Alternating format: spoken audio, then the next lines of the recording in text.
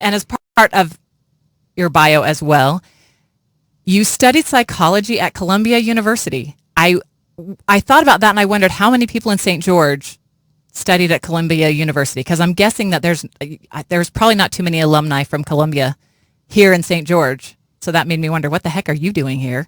And then I also saw that you've done a TED Talk, which is fascinating, and is one of the things I told you is one of my bucket list items. So I'm envious of you for that experience. But the main reason that I have you here today, James, is to talk about brains and hacks. And what I always talk about on the show is, what can we do to make our lives better? You're here now. That pressure's on you. So we want to know what we can do to make our lives better, but I also want to talk to you about some of the things that you've been doing to make your own life better, because I know that you took on this journey, a year-long journey, and did you do it at the beginning of this year? Yeah, started January 1st. Why don't you tell us a little bit about that? Yeah, so since January 1st, I've been doing something called the Deep Change Project, and what I'm really trying to test is, what are the limits of neuroplasticity? You know, neuroplasticity is the scientific word for the fact that our brains are changeable. They're malleable, that we can actually harness that capacity and become our own neural architects. And so this idea has really fascinated me. Like, if you can rewire your own brain, what does that actually mean, right? How far can you take that? Can you, for example, meaningfully reduce how much fear you feel, or can you alter your personality in some way that's exciting to you? And I love those kinds of things, and we talk about that kind of thing on our show all the time, because you hear this thing that once you're about 27, your brain's kind of cooked, and I don't believe that. And it frustrates me when people say, well, that's just the way I am. Like, there's no way to make it better or to change. And I love the whole idea of neuroplasticity just for that reason. Yeah, it's definitely not cooked. Not until the day you die. There's different ways the brain changes. One of the ways is neurogenesis, or the birth of new neurons. They've found that up to 72 years old are giving birth to 500 to 1,000 new neurons in their hippocampus alone every single day. Wow. So your brain operates on kind of a use it or lose it principle. Your brain has lots of resources at its disposal. If you challenge your brain, in a given day, those resources will get invested in the areas that are being challenged, and those areas will get strengthened. So if you're, using your anxiety and fear circuits a lot, they'll get strengthened. And if you're using your, sort of mindfulness or self-control circuits, those ones will get strengthened. So your brain is actually neutral as far as what it strengthens. Brain is not really concerned with your happiness, it's concerned with your safety. And so what you want to do is realize your brain's dormant potential, its latent or sort of sleeping potential, right? And then ignite that toward your own goals. Okay. And I don't know, you and I didn't talk at all about the law of attraction, but that's something that we've talked about here on the show before. And the law of attraction is a lot like how you're describing your brain, that whatever you focus on, it gives you more of.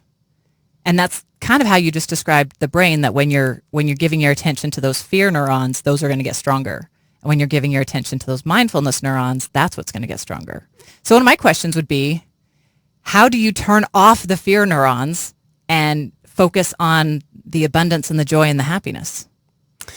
Well, one of the most interesting hacks when it comes to conscious activity, your conscious brain can only process about 120 bits of information per second.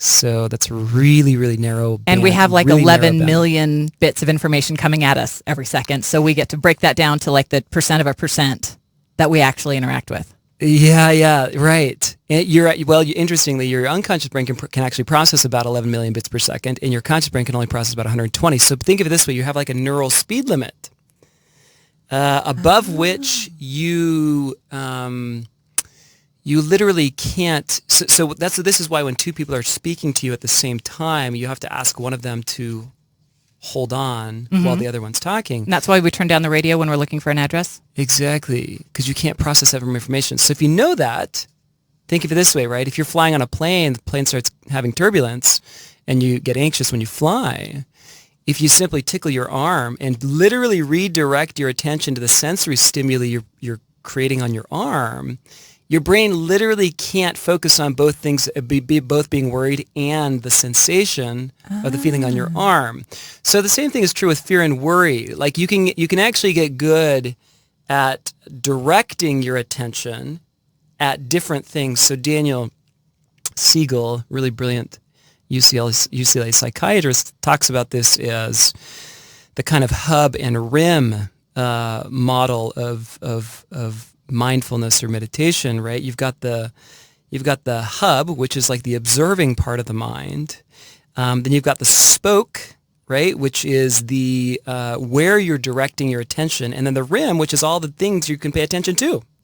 So you can focus and pay attention to the anxiety or the fear or the what if questions, right? And the problem with fear is that if it was so easy to just go, okay, I'm not going to be afraid anymore, nobody would be afraid anymore. That's one of those things that I think that we, also because it's comfortable and because we don't know any other way, we allow that fear to continue. Some people don't know that they can change it. And some people think that maybe they can, but they don't know how. And then other people have tried and have given up. Does that make sense? But I love what you just represented as sidetrack your brain to be focused on something else. Yeah, it's like positive distraction. Okay. And I love that you are bringing the body into it because we don't give enough credit, I think, to how powerful our body is at helping our mind. For sure not. Yeah. Yeah, in fact, in terms of the percentage of communication that goes from brain to body and body to brain, it's about 80% from body to brain and 20% from brain to body. And so that's really powerful if you know that, because what it means is you can shift your do something different with your body. You know, if you're feeling stressed, you can go for a run.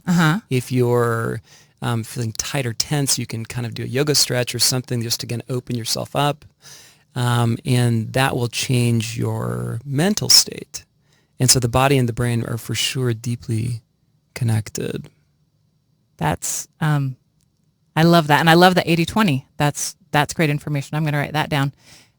Tell me more about that wheel, because I kind of interrupted you when you were talking about the hub and the spokes and the wheel itself. You know, so I'm glad you mentioned focus, because in some sense, one of the biggest components of what psychologists think of as self-directed neuroplasticity, which again is this capacity to harness that power and again direct it toward your own goals, is attention. So attention is one of these mechanisms of the mind where if you're paying attention to certain things, we know the brain rewires much more quickly. And so attention is it opens the gate of neuroplastic processes. So if you're not paying attention, in other words, to the activity you're working on, let's say you're trying to get better at your tennis swing, okay, and your attention is sort of wandering. The fact that your attention isn't fully absorbed in the sort of skill that you're trying to learn, you'll learn at a much slower rate because you're not doing what psychologists call deliberate practice, or this sort of fully absorbed. When you're in it, you're completely in it. So the same thing is true with anything, whether you're reading a book and trying to remember and recall what you're reading, or whether it's even focusing when you're at the gym on the actual physical sensations of your muscles, flexing and that sort of thing. They find that when your attention again acts like a gate think of it like this: if you want to accelerate or create a superpower of learning, you've got to learn how to harness your attention. And meditation is probably the primary or best way to learn how to harness that attentional skill. I just love that you said that, because I harp on meditation all the time. And I even worry that my listeners go, okay, Della, we've heard about it enough. Now you heard about it from James too, so not just me. Yeah. You might even say when it comes to, so anything that you do, if you do it lackadaisical without focus, it's not going to have the same result as if you do it with focus. So you could almost say it's not that practice makes perfect, it's that focus practice makes perfect. Yeah. Or at least that's more true. Yeah, for sure. And we kind of went on a sideways tangent talking about neuroplasticity because I love neuroplasticity, but you were telling us about your 1-year deep change project, and then we went off in that direction. Were you trying to go away from that? No. So underlying... Were you talking about your own neuroplasticity in your year? Yeah. So underlying everything I'm doing with the Deep Change Project is I'm really trying to test the limits of neuroplasticity and what's possible. And so every 2 months, we're basically working on a different trait. It takes about 66 days to form a habit, which is about another way to say that it takes about that long for neuroplasticity to stabilize. And I've always heard it's 21 days, but you're saying 67? 66. 66. Yeah, is the average, and that's based on the best science. So yeah, 21 is unfortunately outdated. Well, I don't believe the 21 because I made my bed every single day for 21 days in a row, and then I was like, yeah, I got a habit, and then I walked away and never made my bed again. Yeah. So clearly the 3 weeks isn't enough. No, it's probably, actually, when it comes to behavior change, making any change in your life, it's actually the big hurdle that stands between you and who you want to become is 66 days. That's how I think of it. If you can get through 66 days, you can get through anything. Because at that point, because it's a habit, it becomes automatic and therefore it becomes easy. The problem is most habits, while you're forming them, are pretty difficult. They just take a lot of effort and willpower and these other And that's types when of people things. give up. That's when you give up. So if you can get through 2 months, if you can hit it every day for 2 months, by the end of those 2 months, exercise or any of the others that we're sort of trying to get more of in our lives actually become easy. And so again, the same thing is true with, the brain only speaks one language. It's a neurochemical language. So whether it's a habit or a thought pattern or emotional habit or whatever, it's all the same to the brain. That's fascinating. And so the same thing is true with traits. So again, every 2 months I'm working on a different trait. January and February is mindful. March and April is focused. May and June was positive or joyful. July and August, I just started today, is creative. Creative. So what did you do today for your creative? What are you doing for the next 2 months to help your creativity? So there's different parts of the Deep Change Project. One is I do a new habit stack every 2 months, a habit stack of 3 new habits. So my 3 habits for creativity are what I call theta time. So your brain, when it's working at a sort of slower pace, they call them theta waves. These are, not to get too technical, but it's most of us are operating in most of our day in low, mid, or high beta waves, which is again the level of activity, how active the brain is. Alpha is usually what we're in when we're meditating. Or driving or watching TV or doing anything subconsciously that we just kind of do based on a habit that we've trained ourselves, where you kind of slip into alpha to just kind of do that task. Yeah, well, yeah. So alpha, so think of it like this. These are different levels of energy. I mean, so what you're measuring is the electrical activity of the brain. Mm-hmm. So it's the amount of neural activity that the brain is basically pumping out. And theta is the next one down. So creativity lives somewhere between high theta and low alpha. And most people really only go through theta twice a day, when they wake up and when they fall asleep. Most people don't find a theta level during the middle of their day. Yeah, that's right. So that's what you're trying to do. Are you trying to create flow like Stephen Kotler would talk about, where you're getting your brain into that creative, clear space where you're just focused on that? Or is that a topic that you know much about? Yeah, deeply familiar with flow. Yeah, constantly working on flow. But the way I think of it is so for the 3 habits that I'm actually working on, one of them is actually theta time. So every morning, so I just started this morning, but when I wake up in the morning, I'm waking up 10 minutes earlier, and then allowing my brain basically just to free associate in a theta state, which is again between wakefulness and sleeping. So before you get out of bed, even before you're totally all the way awake? Yeah. So I have what wakes me up is a sort of mimics. I have a Philips light that mimics a sunrise. Perfect. and birds chirp. So it's a very gentle wake up, much in the same way that nature would wake us up, right? I'm always trying to mimic nature because we're built for nature. So that's what wakes me up. So I've set that 10 minutes earlier. And so the birds start chirping. And once the birds start chirping, I'm conscious enough to know that it's time to be in theta, but I'm also sleepy enough to just kind of be in that very creative state.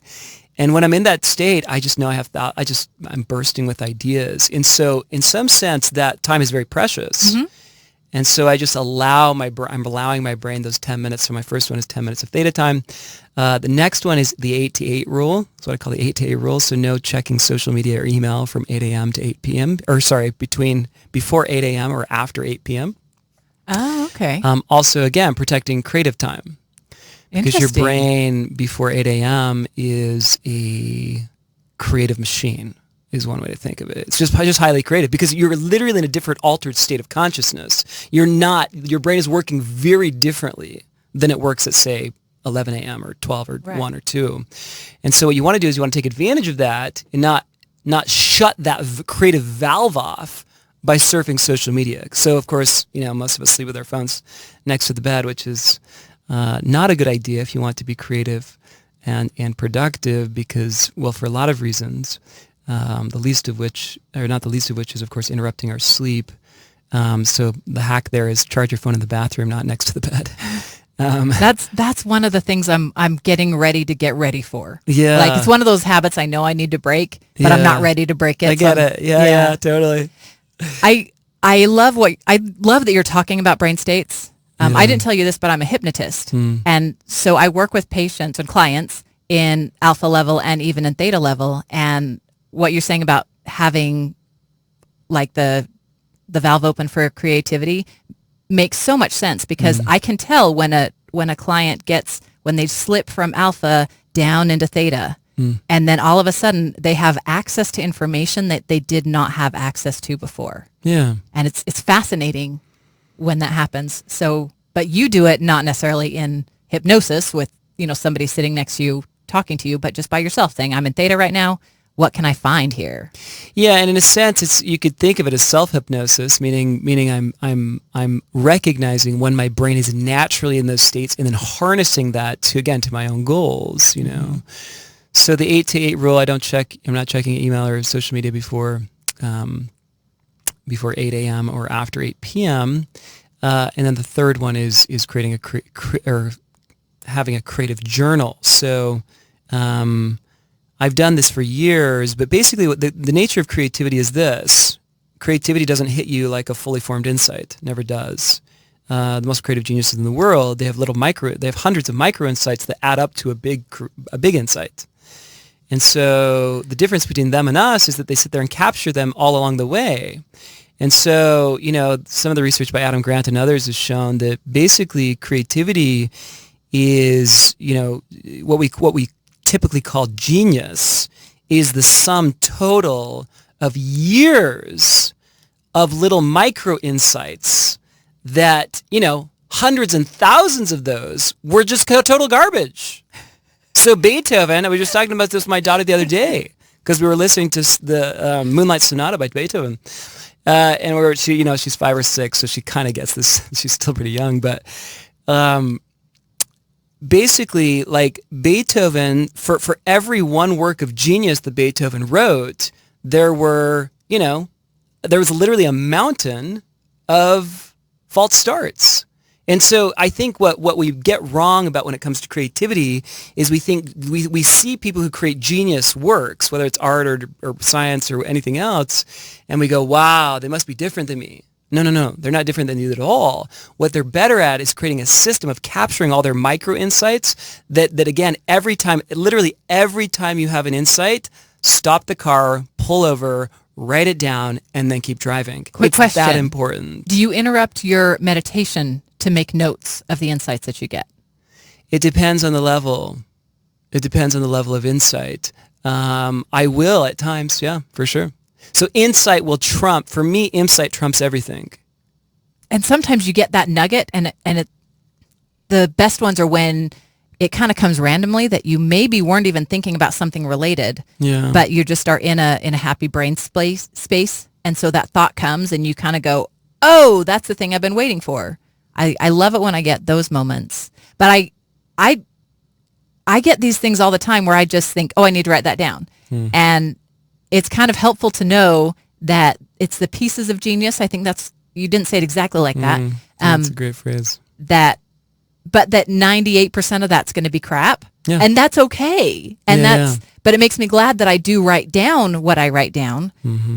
But I do think what you said, I need to have a better system for organization of all the things that I write down so that I can help figure out what's going to rise to the top and what's the crap. Right? I mean, I wouldn't worry too much about the system. What I would worry about is creating the habit of doing it when you have the insights. So again, you have a phone. We all have a notes app on our phone. Create a note right now that's called My Idea Log. And then literally put a hyphen and just like free write. Whenever you have an idea, it doesn't have to be full sentences, doesn't have to be pretty, doesn't have to be spelled right. Literally just get the idea out of your head and into something else, or else you will lose it. You'll lose 80 to 90% of the detail. If you try to write it down later, you lose most of the detail. I'm just holding it from my camera, my little book that I do that with. That these are, I just have these notes, and I also have it in the notes app in my phone. And I used to not. I think that is a habit that I changed about the same time that I was changing my life to go in a more positive direction per intention, rather than just floating along with the current. And I didn't realize at the time, okay, I'm starting this habit. I'm going to start writing my thoughts down. But I did, and it's really interesting that's something that geniuses do. Not because they're any better than us, but because they actually write them down and organize them. Yeah, and the other thing they do is they get really good at getting themselves into those states. Most of us work in marathons, where geniuses work in sprints and breaks. And what I mean by that is it's not about, so again, there's this idea that you can be good at anything if you work hard enough. There's the 10,000 hour rule. Yeah, it's about grit, it's about hustle, it's about grind. If you're an entrepreneur, you see entrepreneurship culture. I was just on the Silicon Slopes podcast a few weeks ago, and we were talking about the hustle culture, that's everywhere. And we wear it like a badge of honor. People come into the office early, they stay late, we reward them, we tell them they're awesome, they're superstars, all stars, all this stuff. Yeah. It's deeply knit into what we assume are the principles of peak performance. We're wrong. Peak performers don't work like that. Right. Peak performers work the way athletes train, which is in sprints and breaks, right? So they don't run marathons in their day. They go hard and they get into flow states. They go complete absorption for anywhere from 60 minutes to 120 minutes, right? Your brain can't really focus for more than about 90 minutes. And then they take a break. They do this in any domain, whether it's music, writing, you look at any peak performer in their domain, and they do not work the way the rest of us work. The